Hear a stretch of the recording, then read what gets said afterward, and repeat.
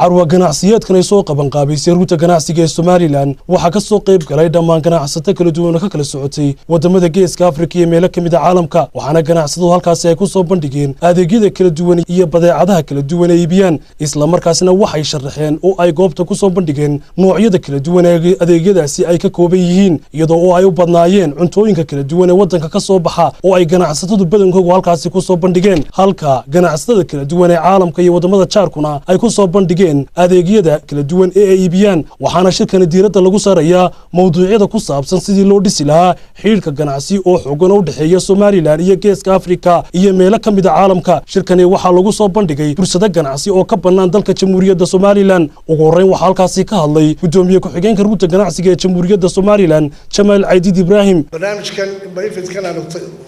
qabanqaabinay aan isku soo dhaweynay ee aan ugu magac darnay maalgashiga tabagalka ah iyo xiriirka dhaqaale ee dunida wanaagsan runtii waa barnaamij ay naga gacan siiyeen DIPMS iyo ciddii kale investmentka siinaysay waana mashruuc ay nagu talagalay in la isku barto business to business oo laga wada hadlo wixii local companies iyo international companies wasiirka wasaaradda ganacsiga Jamhuuriyadda Somaliland Dr. Umar Shucayb Maxamed oo halkaas ka hadlay ayaa soo dhaweeyay carwa ganacsiyeedkani ujeedadan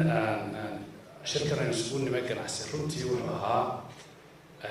shir aad u muhiim ah oo muddo la qaban qaabinayay oo ujeedadiisu ay tahay sidii dadkeena ganacsatada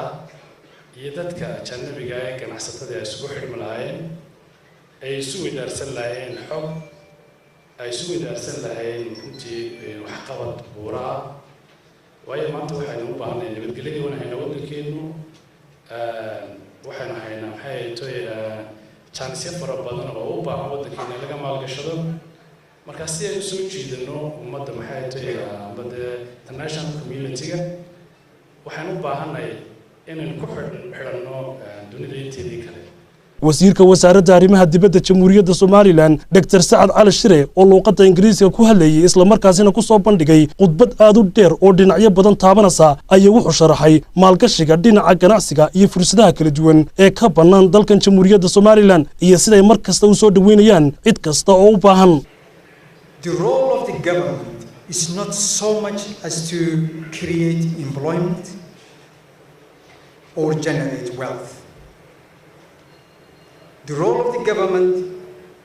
is to be a good custodian of the public wealth. waxa iyaguna halkaas ka hadlay mas'uuliyiinta kala duwan ee shirkadaha kala duwan ee ganacsiga ee carwadani ku soo bandhigay adeegyada kala duwan ay bixiyaan waxaanay soo dhaweeyeen carwa ganacsiyeedkani carwadan ganacsi ayaa waxay socod doontaa muddo 2 cisho ah waxaanay halkaas ka muuqatay adeegyada kala duwan ay bixiyaan shirkadahaasi shirkani ganacsi ee ka dhacay Hotel Ambassador ee magaalada Hargeysa waxa ka soo qayb galay ganacsato kala duwan oo ka socota Geeska Afrika iyo wadamada caalamka وخضر محمد محمود خضر قوله يا عبد عمر جبريل تلفزيون قرن Somaliland مقالة هرقيسة.